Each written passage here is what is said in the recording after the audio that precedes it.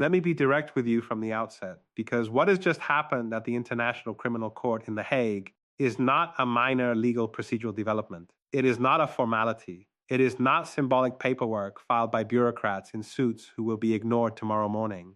What has just happened is a seismic legal rupture that 124 governments are now constitutionally and legally obligated to act upon, and the implications for the Middle East, for Western foreign policy, for the transatlantic alliance, and for the entire architecture of international law itself are going to unfold for years, perhaps for decades to come. Everyone is focused on the politics. Everyone is asking whether Netanyahu will actually be arrested, whether America will shield him from consequences, whether this changes anything on the ground in Gaza. But that is not the real story. The real story is what this warrant reveals about the structural collapse of the Western-led international order, who is positioned to benefit from that collapse, and why the timing of this decision right now, at this precise moment in history, is not accidental and is not a coincidence.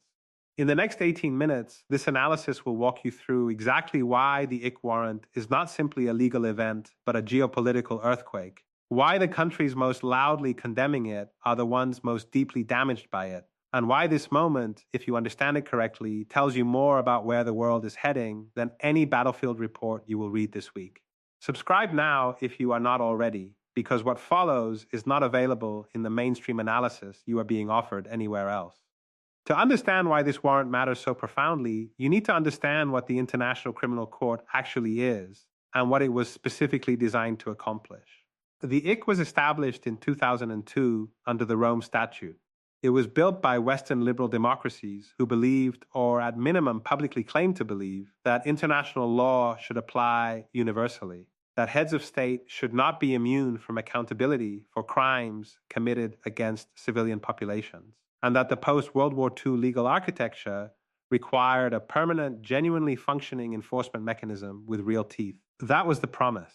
124 countries ratified that promise. They signed their names to it, they built institutions around it, they staffed those institutions with their own nationals, they funded them year after year with their own taxpayers' money. And now, for the first time in the court's operating history, that mechanism has been aimed at a sitting head of a Western-aligned government. And the very countries that designed and built this system are demanding it be dismantled, discredited, and defunded before it does further damage to their alliance relationships.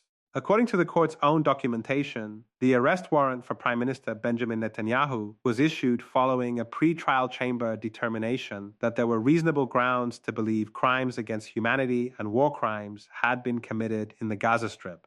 The specific charges, according to reporting confirmed by multiple international legal scholars and observers who have reviewed the chamber's findings in detail, include using starvation as a deliberate method of warfare against the civilian population and the systematic targeting of civilian infrastructure that is essential to human survival. The United Nations Special Rapporteur on the situation of human rights in the Palestinian territories has documented, across multiple published and formally submitted reports, the systematic destruction of hospitals, bakeries, water treatment facilities, and civilian residential shelters.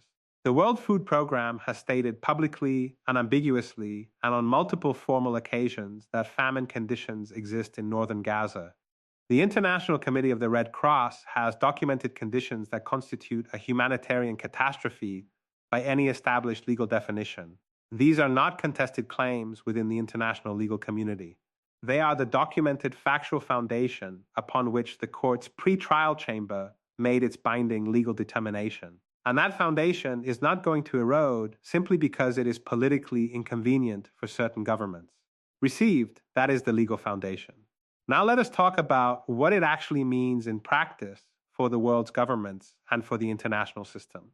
Announcement number one, the warrant is legally binding on all 124 member states. And that number matters far more than most analysts are currently acknowledging or adequately explaining to their audiences. When people hear the phrase 124 countries, they instinctively imagine a list of small, marginally relevant nations with limited geopolitical weight and little capacity to enforce anything. That is precisely the wrong mental image to carry into this analysis. The Rome Statute membership includes the entirety of the European Union, every single EU member state without exception. It includes the United Kingdom, it includes Canada, Australia, Japan, South Korea, New Zealand, and virtually every major economy on Earth outside of the United States, Russia, China, and Israel itself. It includes Germany, France, Italy, Spain, the Netherlands, Belgium, Poland, Sweden, Denmark, and every NATO member that is not the United States of America. These governments are now under a legal obligation, not a political suggestion, not a diplomatic preference, not a recommendation from an advisory body, and explicit treaty-derived legal obligation to arrest Benjamin Netanyahu if he sets foot within their territorial jurisdiction, and they have the capacity to do so. Think carefully about what this means in practical, operational, day-to-day diplomatic terms. Every international summit Netanyahu might attempt to attend in Europe is now a potential arrest scenario requiring active diplomatic management and legal navigation. Every bilateral meeting with a European leader now forces that leader into an impossible position: either violate international law by refusing to act upon a valid IC warrant when the suspect is present, or arrest a serving prime minister of a foreign government in full public view on sovereign European territory. There is no comfortable middle path. There is no clean procedural escape hatch that does not carry its own severe legal and reputational costs in multiple directions simultaneously. According to international legal scholars cited by Reuters and the Associated Press, following the warrant's public confirmation, member states that fail to arrest a named suspect within their territory when they have a clear legal obligation to do so are themselves potentially in violation of the Rome Statute and subject to a formal finding of non-compliance by the Assembly of States parties. That is not a theoretical consequence. It is a documented procedural reality that has been applied to other member states in previous cases. Within 48 hours of the warrant's public confirmation, at least 3 European foreign ministries issued carefully worded diplomatic statements acknowledging their legal obligations in formal, neutral terms, while simultaneously declining to specify what concrete practical action they would take if Netanyahu attempted to travel to their country. That is not a policy position, that is diplomatic language for institutional paralysis. That is the sound of governments that spent 20 years enthusiastically building a legal enforcement system, discovering, to their very considerable discomfort, that the system actually functions as advertised, and that function now creates problems they did not anticipate having to manage. Received, that is announcement number 1. Announcement number 2, the American response to this warrant is not a defense of Netanyahu as an individual. It is a structural confession about the true nature of American power and its real relationship to the international legal order it built and championed. The United States has not ratified the Rome Statute. Washington formally withdrew its signature in 2002 under the Bush administration, explicitly citing concerns that American soldiers and American political officials might be subjected to international prosecution for actions taken during American military operations abroad. That decision, harshly and extensively criticized by international legal scholars at the time, now appears to have been a piece of deliberate strategic foresight rather than impulsive unilateralism. The United States built a legal carve-out for itself before the system became fully operational and before it developed the institutional capacity to genuinely challenge powerful states.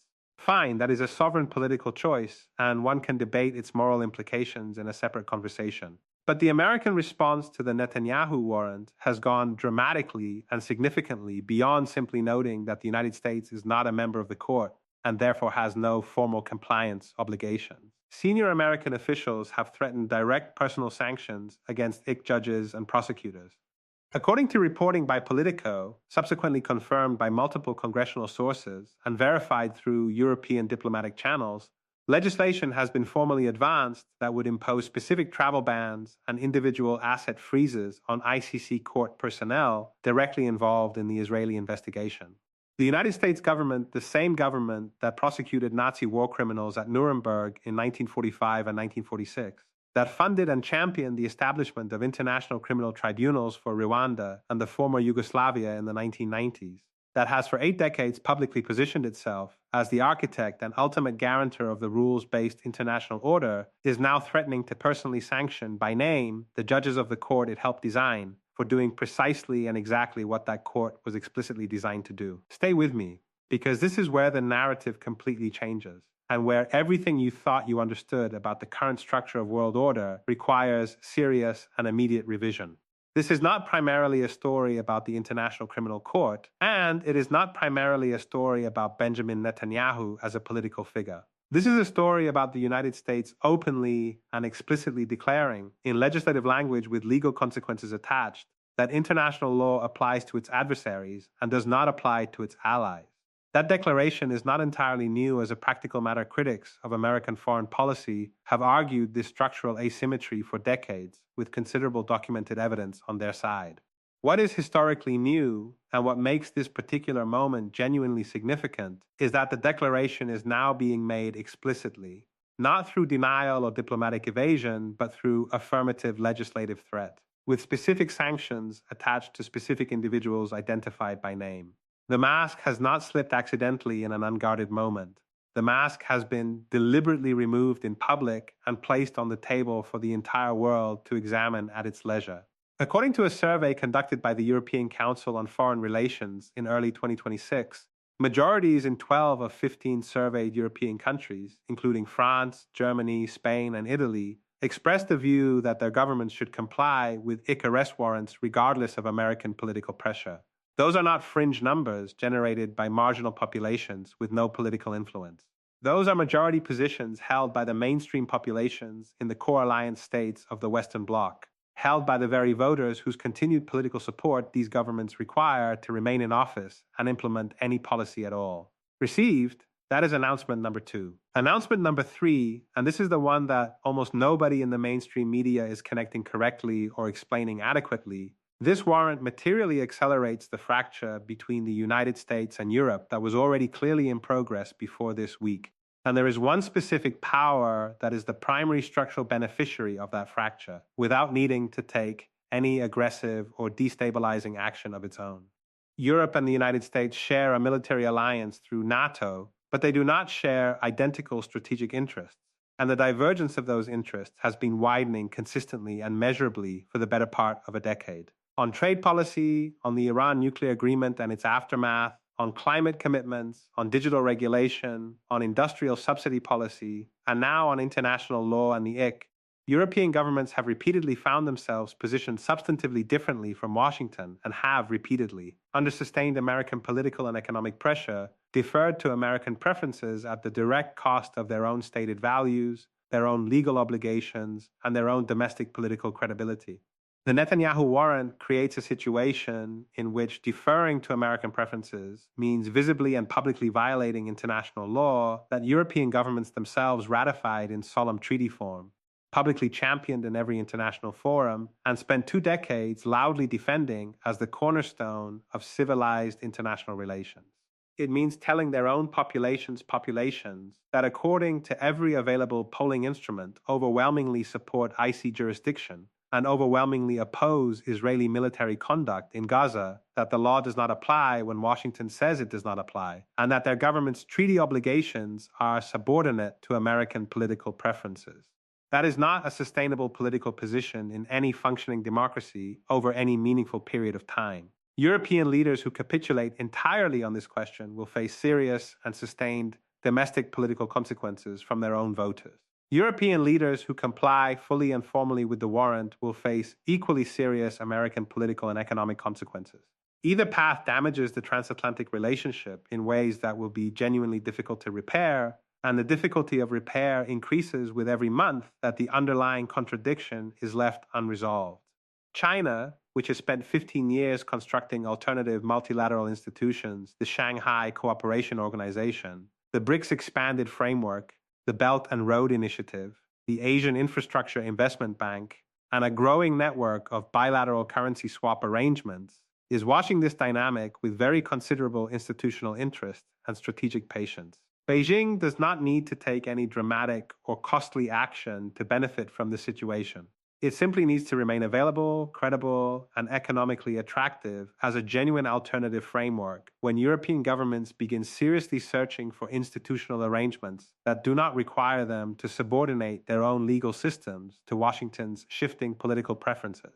According to analysis published by the Lowy Institute in March 2026, 14 countries that hold full ICC member state status have simultaneously signed onto BRICS partnership agreements or submitted applications for observer status within the past 18 months alone. That is not coincidence, and it is not random.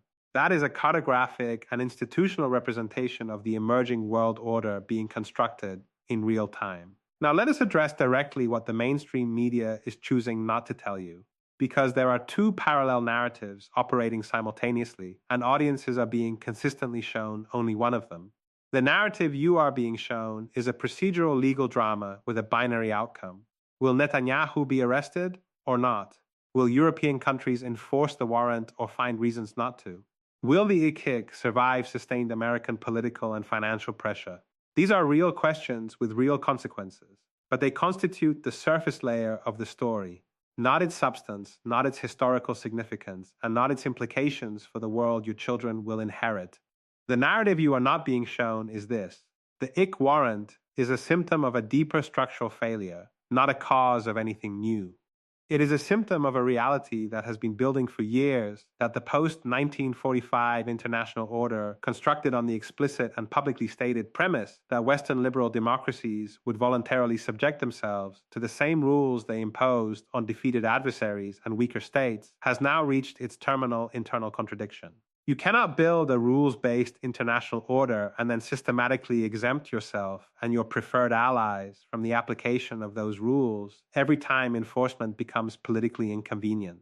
Eventually, the contradiction becomes undeniably and publicly visible. Eventually, the institutions you built to enforce the rules turn the mechanisms of those rules in your direction, and you must either accept the consequences or destroy the institutions. That moment has now arrived in a form that is impossible to ignore, explain away, or contain through normal diplomatic management. This pattern has repeated throughout recorded history with remarkable and instructive consistency. Consider the Peloponnesian War between Athens and Sparta. Two great civilizational powers, each genuinely convinced of its own moral and strategic superiority, each leading a competing alliance system across the Greek world, each capable of tremendous achievement in arts, governance, and military organization, went to war with each other for 27 exhausting and catastrophic years. Both sides bled in ways they had not anticipated. Both sides exhausted their material resources and simultaneously destroyed their moral credibility with allies and neutrals alike. Both sides committed precisely the kinds of atrocities they had previously and loudly condemned when committed by the other side. And who emerged as the dominant power in the Eastern Mediterranean when it was all over? Not Athens, not Sparta. Macedon, a third power that had observed patiently from the northern periphery, conserved its strength and its resources while the established great powers destroyed each other's legitimacy and exhausted each other's populations, and was perfectly and structurally positioned to fill the power vacuum when the exhaustion of the two principles became total and irreversible. The United States is Athens in this historical parallel. It built an empire of rules, institutions, normative frameworks, and alliance obligations, and used them with considerable skill and consistency to organize the international system around its own strategic preferences and values. The IC warrant has now forced it to openly violate those rules, in public, in writing, in legislative form, in defense of a specific ally whose conduct has been found by the court's own chamber to meet the legal threshold for crimes against humanity. And in doing so, Washington has handed every government in the world a documented, citable, permanent piece of evidence they will deploy in analytical arguments and diplomatic negotiations for the next 50 years, when making the case that American leadership of the international order has always served American interests rather than universal principles. The broader Western alliance system is the Spartan coalition in this parallel being asked now, explicitly and publicly, to choose between its own stated legal commitments and its American patrons' political preferences. And the power that benefits structurally from this exhausting and public contradiction, without firing a single shot, issuing a single formal threat, or spending a single additional dollar, is the power that has consistently argued for a multipolar world and is now watching that world arrive ahead of even its own most optimistic internal projections. So where does this leave us as analysts trying to understand what comes next? Let me give you 3 clear paths forward, because intellectually honest analysis requires acknowledging that multiple trajectories remain genuinely possible from this point. Path 1: European governments comply formally with the warrant when and if Netanyahu attempts to travel to their territory. This triggers a genuine and possibly irreparable structural crisis in the transatlantic relationship, potentially including American sanctions against specific European government officials, ICC personnel, or the court's funding mechanisms. In this scenario, Europe is forced to choose between its legal system and its American alliance more explicitly and more consequentially than at any point since the foundation of NATO. This path, deeply destabilizing in the near term, ultimately strengthens international law as a functioning global system and represents a genuine inflection point in the long trajectory of world order. It necessarily accelerates European strategic autonomy and the development of genuinely independent European foreign and security policy institutions capable of operating without American direction or approval. Path 2. European governments find procedural justifications for effective non-compliance, expansive interpretations of diplomatic immunity, jurisdictional technicality arguments, or simply the practical management of Netanyahu's travel schedule to avoid formal trigger situations. In this scenario, the IC warrant functions as an enormously powerful symbolic gesture that changes nothing in operational practice. Netanyahu continues traveling with modified diplomatic protocols. European governments preserve their American relationships at the cost of their stated legal principles and publicly declared values. This path delays the reckoning without preventing it. The credibility gap between what Western institutions claim to represent and what they actually deliver widens into a permanent and acknowledged chasm. The Global South's settled assessment of Western institutions as instruments of selective enforcement rather than universal principles hardens into unshakable conviction. Path 3, and this is the scenario I believe deserves your closest attention because it represents the most probable near-term trajectory based on current political dynamics. A differentiated European response emerges in which one or two smaller member states, under intense and sustained domestic political pressure from their own voters, move toward genuine formal compliance, while the larger states, Germany, France, Italy, remain deliberately and strategically passive, neither complying nor explicitly refusing, managing the situation through procedural ambiguity. This creates a fractured and incoherent European response that damages the external perception of Western unity and legal consistency without producing a single dramatic confrontation that any party must fully own politically. The warrant functions in this scenario as a slow-moving institutional earthquake, not dramatic enough in any single moment to generate a defining historic event, but powerful enough over time to fundamentally and permanently reshape the geopolitical landscape and the credibility of Western-led institutions. Watch two specific indicators carefully in the weeks ahead. First, watch whether any Rome Statute member state issues a formal official diplomatic invitation to Netanyahu for a state visit. If none do so, that constitutes functional compliance with the warrant achieved through the mechanism of avoidance without the political cost of public confrontation with Washington. Second, and far more significantly, watch whether the United States actually moves forward with legislated personal sanctions against named IC judges and prosecutors. If it does, the European response to those specific sanctions will tell you more about the future of the transatlantic relationship, the future of international law as a functioning system, and the future of the world order than any summit communique, any joint statement of alliance solidarity, or any diplomatic press conference you will be offered in the next 5 years. Tell me in the comments what you genuinely think Europe will do when forced to choose in a concrete situation. Tell me whether you believe international law can survive this moment with its credibility and functionality intact, or whether this warrant represents the high watermark of the rules-based international order before its long, slow, and difficult retreat from the center of world affairs. We will track every development as this situation continues to unfold. Subscribe now if you want analysis that stays ahead of the headlines rather than simply reacting to them. Share this with everyone in your network who is genuinely trying to understand what is happening beneath the surface of the daily news cycle. We will see you in the next analysis.